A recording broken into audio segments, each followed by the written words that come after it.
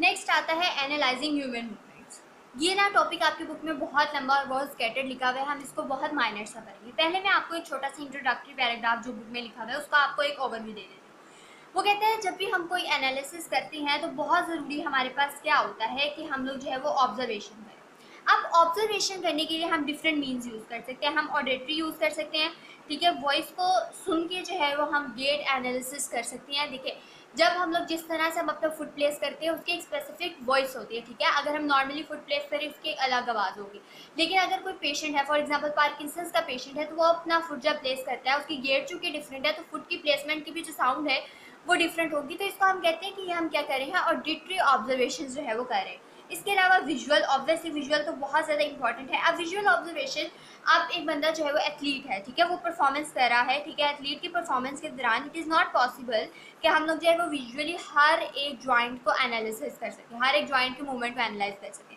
तो उसके लिए विजुअल हम लोग जो है वो वीडियो कैमराज यूज़ करते हैं, ठीक है। इसके अलावा वीडियो फिल्म वगैरह हम लोग यूज़ करके उसका एनालिसिस कर लेते हैं।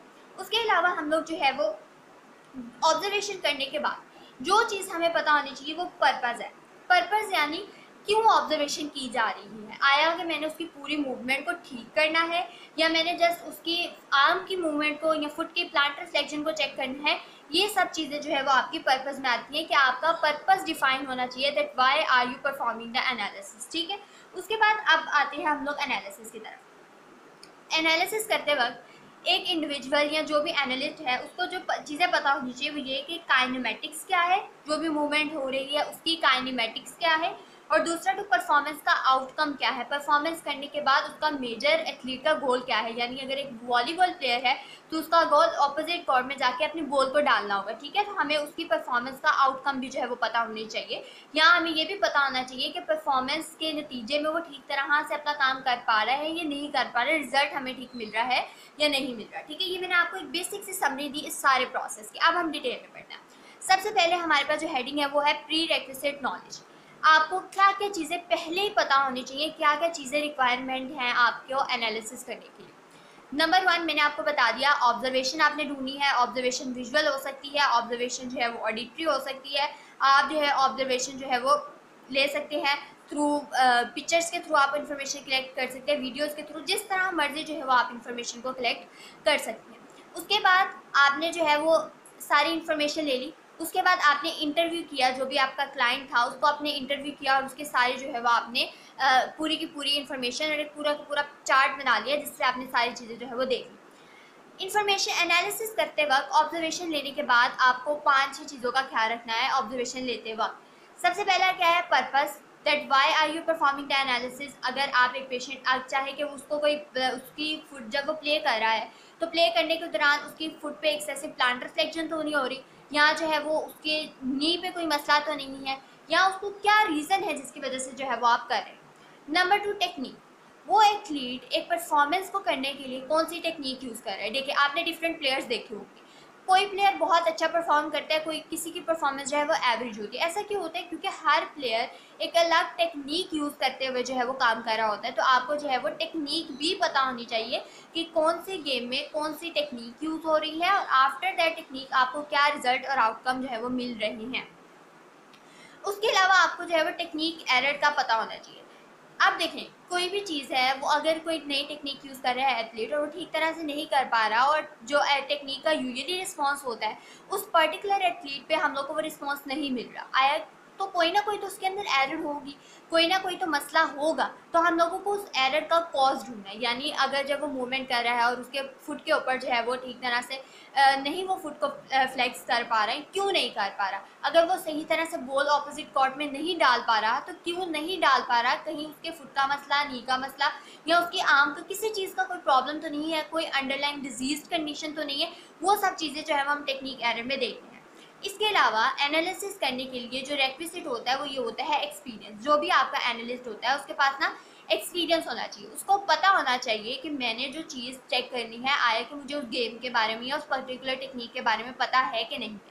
अब एक्सपीरियंस दो तरह का हो सकता है। एक्सपीरियंस डायरेक्ट भी हो सकते हैं, यानी वो खुद वो एथलीट था या खुद वो प्ले कर रहा था या खुद वो उस सिचुएशन से जो है वो गुजर चुका था, तो उसको जो है वो उसको हम कहेंगे ये डायरेक्ट एक्सपीरियंस, यानी वो खुद ये काम कर रहा था तो दूसरे को जज कर सकते हैं कि वो सही कर रहे हैं या नहीं कर रहे।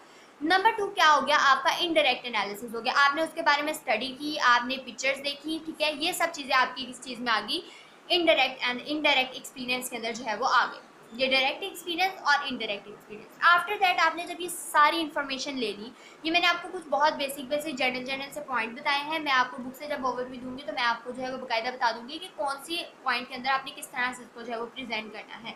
वैसे तो ये इंपॉर्टेंट नहीं है बट आपको पता होना चाहिए क्योंकि हमारी बुक का पार्ट है। उसके बाद आता है प्लानिंग का क्वालिटेटिव एनालिसिस। यहाँ पर जो हम एनालिसिस कर रहे हैं वो क्वालिटेटिव एनालिसिस हम कर रहे हैं। अब क्वालिटेटिव एनालिसिस को आप किस तरह से प्लान करते हैं, पहले तो आपको क्वेश्चन ऑफ इंटरेस्ट पता होना चाहिए, यानी आपको पर्पस पता होना चाहिए कि आप किस पर्टिकुलर एरिया पे, किस पर्टिकुलर क्वेश्चन पे जो है वो आप काम कर रहे हैं।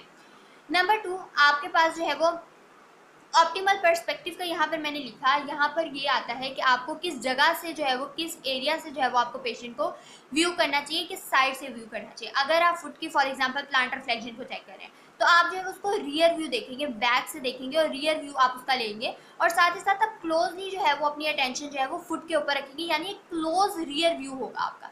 लेकिन अगर आप आर्म की परफॉर्मेंस देखना चाहते हैं तो आप क्या करेंगे, उसका साइड यानी लेटरल साइड से व्यू लेंगे, ठीक है। तो ये डिपेंड करता है कि आपने किस चीज़ को एनालिसिस करना है, उसके अकॉर्डिंग बहुत इंपॉर्टेंट होता है कि आप उसको व्यू सही जगह से, सही डायरेक्शन में और सही एरिया से करें।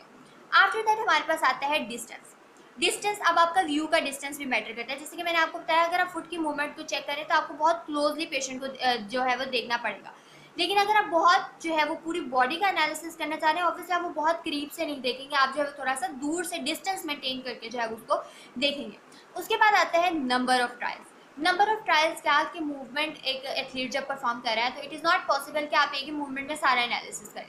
तो आपको ये देखना है कि आपको कितनी बार पेशेंट को या आपके एथलीट को जिसको आप चेक कर रहे हैं कितनी बार उसको मूवमेंट रिपीट करने का कहना है।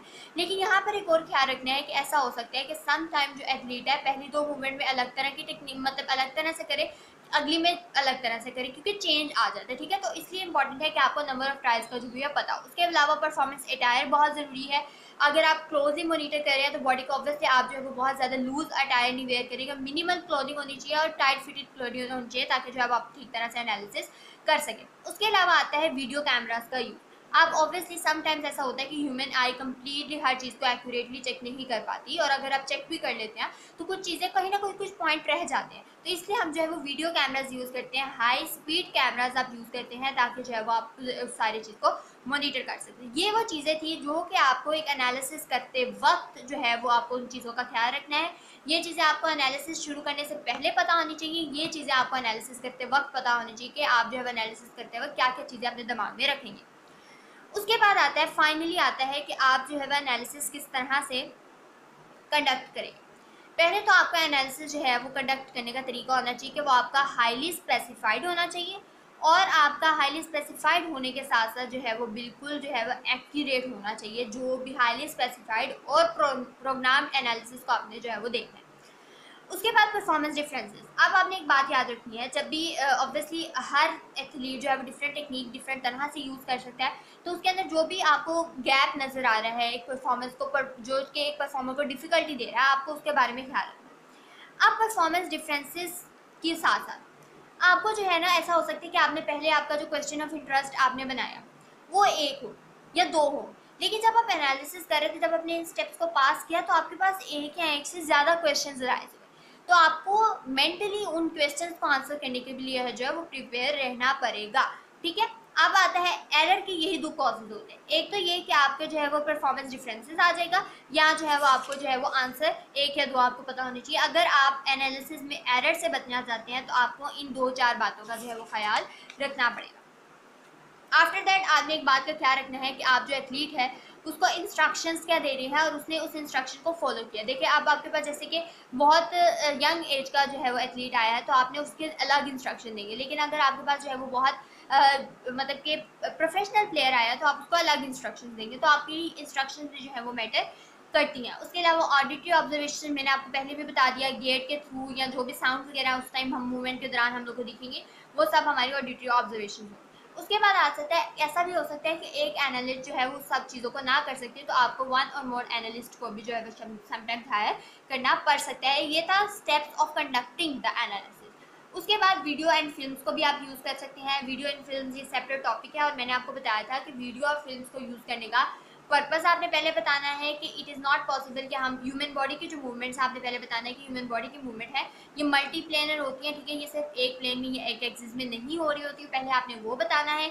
फिर आपने बताना है कि इसीलिए हम वीडियो कैमराज यूज़ करते हैं। अब वीडियो कैमराज हम लोगों ने डिफरेंट स्पीड के रखे होते हैं, जैसे कि कई वीडियो कैमराज ऐसे होते हैं जो कि 20,000 हर्ट की 2,000 हर्ट, कुछ 30,000 हर्ट, हर हर्ट्स की जो फ्रीक्वेंसी हम लोग को देखने को मिलती है 2000 से 30,000 हर्ट की तक वेरी करती है एक हाई स्पीड कैमरा की स्पीड, कि वो कितनी स्पीड तक उस मूवमेंट को चेक कर सकते हैं। जैसे कि रनर है, आपने रनर की जो है वो असेसमेंट करनी है तो आपको उसी स्पीड के लिहाज से जो है वो आपको कैमरा देखना पड़ेगा। उसके बाद ऐसा कैमरा आपने देखना है जो कि आपके पॉइंट ऑफ इंटरेस्ट को कैप्चर कर सके, यानी अगर आपने फुट का एनालिसिस करना है, आर्म का एनालिसिस करना है, हिप जॉइंट का एनालिसिस करना है, शोल्डर का करना है, तो आपके पॉइंट ऑफ इंटरेस्ट को अच्छी तरह से कैप्चर कर सके। कैमरा को ये भी देखना है और आपके कैमरा को जो है वो उसकी पोजीशन भी देखनी है कि आप कैमरा को किस जगह पर जो है वो प्लेस करें, ठीक है। आफ्टर दैट आप लोगों ने जब कैमरा में पिक्चर्स वगैरह देखनी और आपने जो है उसका एक ग्राफिक सा बना लेना है, ठीक है। ग्राफिक बनाने के बाद आपने क्या करना है, उसमें जो भी आपका पॉइंट ऑफ इंटरेस्ट है, यानी आपका जो भी जॉइंट सेंटर था, एल्बो जॉइंट, ठीक है, एक मैंने रफ सी फिगर बनाई है, ठीक है, तो आपने जो भी बनाना है तो आप जो है उसको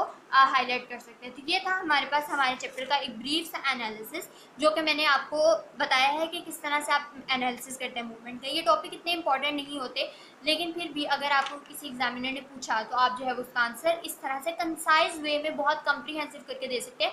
ऑब्वियसली आप बुक से सारा याद नहीं कर सकते, ठीक है। तो ये मैंने आपको थोड़ा सा कॉन्सेप्ट दिया है। अगर आपको वीडियो पसंद आई हो तो आप अपने फ्रेंड्स के साथ जरूर शेयर कीजिए। Thank you so much.